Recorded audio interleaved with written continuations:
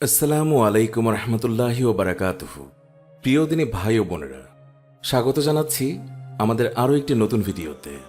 আমাদের আজকের এই ভিডিওতে আল্লাহ ভীরু এক বোনের জীবনের বাস্তব কাহিনী জানাবো, যেই কাহিনী শুনে চোখের পানি ফেলেছে দেশের কোটি মুসলিম ভাই বোনেরা। আপনি ব্যক্তিগতভাবে কষ্ট সহ্য করতে না পারলে ভিডিওটি এড়িয়ে যেতে পারেন, তবে জীবনের অনেক বড় একটি শিক্ষা মিস করতে না চাইলে ভিডিওটি না টেনে মনোযোগ সহকারে অবশ্যই পুরোটা দেখবেন।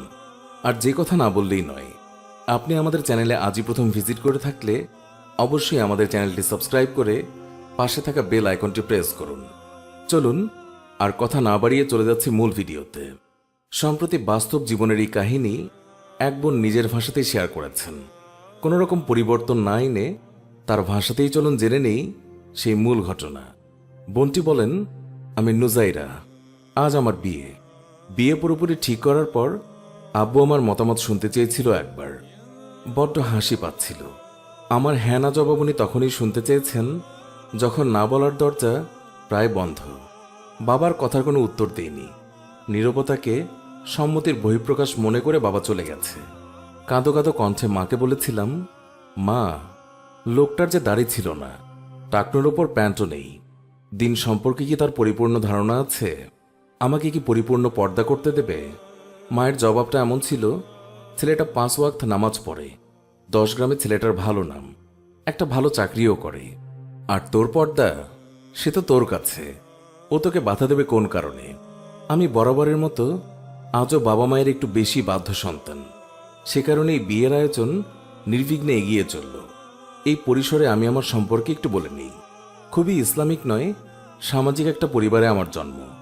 এখানে কেউ দিন মেনে চললে সবাই খুশি হয়, কিন্তু না মানলে খুব একটা রাগ করে না। সেই সুবাদে আমার পর্দা করতে এখানে কোনো সমস্যাই হয়নি।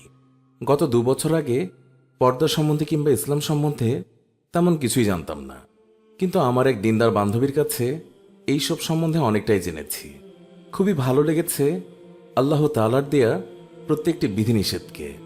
সে কারণেই নিজের জীবনে সেগুলো বাস্তবায়ন করার আপ্রাণ চেষ্টা করেছি গত 2টি বছর ধরে। অনাবিল শান্তি আছে আল্লাহকে হুকুমদাতা মেনে নিতে পারায়। এটা খুবই বুঝেছি এই গত 2 বছরে। আমি এখন শ্বশুর বাড়িতে, সবাই বেশ ভালোই। এই বাসাটা একেবারে গ্রামে, বিশাল আঙিনা। চাকরির সুবাদে শহরে যাওয়ার কথা উঠলেও বৃদ্ধ শ্বশুর শাশুড়িকে রেখে যাওয়াটা আমার একদমই ভালো লাগছিল না। সে কারণে এখানে থাকা। বাসার সদর দরজাটা সব সময় খোলা থাকে। কে কখন বাসায় ঢোকে সে কথা বলাই যায় না। পরিবেশটা খুবই অস্বস্তিকর লাগে আমার কাছে। আমার দেবর কিংবা ভাসুরের সামনে গেলে ওড়নার এক পাশটায় আমার মুখটা ঢেকে দেই, কিন্তু ওদেরকে দেখেই বুঝতাম যে এই বিষয়টা ওদের তেমন ভালো লাগতো না। সেদিন তো আমার স্বামী বলেই দিল যে এটা কি বেশি বেশি নয়? ওরা তো বাড়িরই লোক, আর মুখ খোলা রাখাটা কি জায়েজ নয়? তারপরেও একতরফা সংগ্রামটা করে গেলাম বেশ কিছুদিন, কিন্তু লাভ হলো না। রান্না করতে, কাপড় মেলতে অথবা বাবার চাটা দিতে গিয়ে একবার না একবার গায়েরে মাহরামের সামনে পড়তেই হচ্ছে। আজ দুপুরে গোসল সেরে ফ্যানের নিচে চুল শুকাচ্ছিলাম।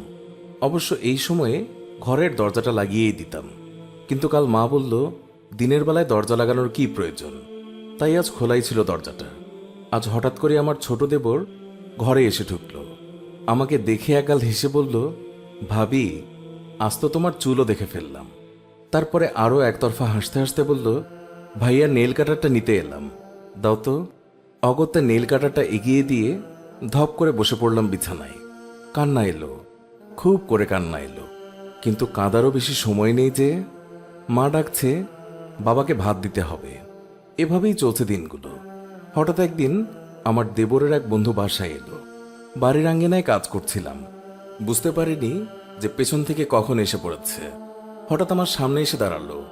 ওড়না দিয়ে মুখটা ঢেকে ফেললাম, তবে দেরি হয়ে গেছে। ছেলেটা আমার চেহারা ভালো করেই দেখে ফেলেছে, আর কমেন্ট করতেও ভোলেনি। বাহ, ভাবির চেহারাটা তো বেশ মিষ্টি। আমি তখন একেবারে বাকরুদ্ধ হয়ে গিয়েছি। পর্দা করার পর থেকে কেউ আমাকে সুন্দর, কিউট, মিষ্টি বলার সুযোগটাও কোনোদিন পায়নি। ইস, আমি বুঝি অভ্যস্ত হয়ে যাচ্ছি। কই, বুক ফেটে কান্নাটা তো আর আসছে না। তবে আজ সারাদিন ছেলেটার মিষ্টি কথাটা বুকের মধ্যে হাতুড়ির মতো আঘাত করছে অবিরাম। কোনো কাজেই শান্তি পাচ্ছি না। আমার বিয়ের 2 বছর হলো। আমি আজ নার্সিং হোমে। কাল সিজার করে আমার এক ছেলে হয়েছে। আমি এখন পুরাই শয্যাশায়ী, একদমই নড়তে পারছি না। আমার স্বামী আমার দেখাশোনা করছে। আজকে আমার ননদ এবং ননদের স্বামী এসেছে হসপিটালে আমাকে দেখতে। আমার গায়ে একটা চাদর জড়িয়ে দেয়া আছে। নড়তে না পারলেও বুঝতে পারছি আমার পা দুটো টাকনো পর্যন্ত বেরিয়ে আছে। আমার ননদের স্বামী আমার পায়ের দিকের সোফায় গিয়ে বসল। আমি যখন তার দিকে তাকালাম তখন দেখি তার চোখ দুটো আমার পায়ের দিকেই নিবদ্ধ। এখন তো আমার একেবারেই শক্তি নেই আমার পা দুটো ঢেকে দেওয়ার, আর ওকে বলার মতো ইচ্ছেও নেই এখন। এটা তার কাছে নিছক ছেলে মানুষই মনে হবে।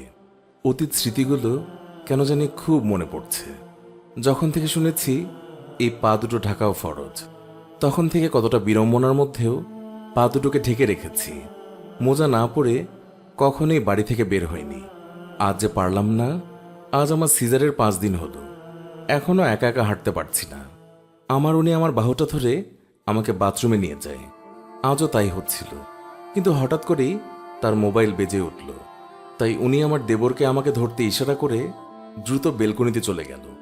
এবার আমার দেবর আলতো করে ধরল আমার বাহুটা। ইস, আজকে যদি সুস্থ থাকতাম দৌড়ে পালিয়ে নিজেকে বাঁচাতাম, কিন্তু সেই শক্তি যে নেই আমার শরীরে। হঠাৎ করেই মনে হলো, ইয়া আল্লাহ, নন মাহরামের হাতের স্পর্শ পাওয়ার আগেই যদি ওই অপারেশন টেবিলেই চলে যেতাম তোমার কাছে, ভালো হতো নাকি? না হতো না হয়তো বা, তাই বেঁচে আছি আলহামদুলিল্লাহ। আমি এখন বৃদ্ধা, প্রায় 25 বছর কেটে গেল বিয়ের। আমার ছেলের বয়স আজ 23 বছর। আমার আরও একটা মেয়ে রয়েছে, ওর বয়স 20। আজ খাবার টেবিলে ছেলের দিকে তাকিয়ে বললাম, বাবা, দাড়িটা আর কাটিস না, রেখে দে। একটা হাসি দিয়ে ছেলে আমাকে বলল, বাবার আগেই আমি দাড়ি রাখবো? তার এই কথাটার জুৎসই একটা জবাব আমার কাছে ছিল, কিন্তু না, বলা যাবে না। আমার উনিও তো এখনো দাড়ি রাখেননি। কারণ একটাই, ছেলেকে বলতে গিয়ে যদি ছেলের বাপ কষ্ট পেয়ে যায়। বেলকনিতে দাঁড়িয়ে ওই বিশাল আকাশটাকে দেখছি। আজ 25 বছর পর তোমার কথাগুলো খুবই মনে পড়ছে মা। তুমিই না বলেছিলে সব ঠিক হয়ে যাবে? কই মা, কিছুই তো ঠিক হলো না। উল্টো তোমার মেয়েটাই এখন জীবন্ত লাশ। যৌবন বয়সটাতেও ঠিকঠাক পর্দা করতে পারেনি তোমার মেয়েটা। তবে জানো মা, একটা জিনিস ঠিকই ছিল, তোমার মেয়েকে কোনোদিন অভাবের ছিটেফোঁটাও দেখতে হয়নি। তোমার জামাই তো আজও 5 ওয়াক্ত নামাজ পড়ে, কিন্তু তারপরেও বুকের ভিতরে এক বিশাল শূন্যতা। আমি তো শুধুই কোনো নামাজিকে বিয়ে করতে চাইনি মা, আমি একজন সাহাবাকে বিয়ে করতে চেয়েছি যে নিজের জীবনের চেয়েও ভালোবাসবে আল্লাহ এবং তার রাসূলকে। জানো মা, আজও আমার মনে হয় যদি চলে যেতে পারতাম 25 বছর আগের এই দিনগুলোতে, ছোট্ট নুজাইরার বোরখা নিকাবগুলো যদি আবার ফিরে পেতাম। সেগুলোতে একটা শান্তির পরশ আছে মা, আল্লাহকে ভালোবাসার এবং তার ভালোবাসা পাবার এক অনাবিল শান্তি। এই বোনের বাস্তব জীবনের কাহিনীটি শুনে নিজের অজান্তেই কয়েক ফোঁটা জল গড়িয়ে পড়ল মাটিতে। নিজেকে ইসলাম এবং দিনের ছায়াতলে রাখার জন্য কতই না যুদ্ধ করেছেন তিনি তার পুরো জীবন জুড়ে। আধুনিক এই যুগে এসেও এমন বোনের বাস্তব গল্প শোনা সত্যি ভাগ্যের ব্যাপারই বটে। আবার এটাও দুর্ভাগ্য যে এই যুগে নামাজ পড়লেও আমাদের ভাইয়েরা স্ত্রীর পর্দার বিষয়টা ভালো চোখে দেখেন না। দেবরকে ভাবির জন্য নিরাপদই মনে করেন, যা মোটেও ঠিক নয়। ভিডিওটি থেকে আমাদের শিক্ষা নিতে হবে, আমাদের প্রত্যেকের স্ত্রীকে বোঝাতে হবে তারা সাবলীলভাবে জীবনযাপন করতে পারে এমন পরিবেশ তাদের জন্য তৈরি করতে হবে। যাই হোক, আর কথা বাড়াতে চাই না, আজকের মতো এখানে ইতি টানছি। তবে তার আগে একটা কথা জানতে চাই, কেমন লেগেছে আমাদের বাস্তব জীবনের এই গল্পটি? কমেন্ট করে দ্রুত জানিয়ে দিন আপনার মনের সেই অনুভূতি। ভিডিওটি শিক্ষণীয় মনে করলে অবশ্যই একটি লাইক দিন এবং যত বেশি সম্ভব শেয়ারের মাধ্যমে আপনার পরিচিত জনদের মাঝেও ছড়িয়ে দিন। আরও এমন শিক্ষণীয় বাস্তব জীবনের গল্প পেতে আমাদের চ্যানেলটি সাবস্ক্রাইব করে আমাদের সাথেই থাকুন। আল্লাহ হাফিজ।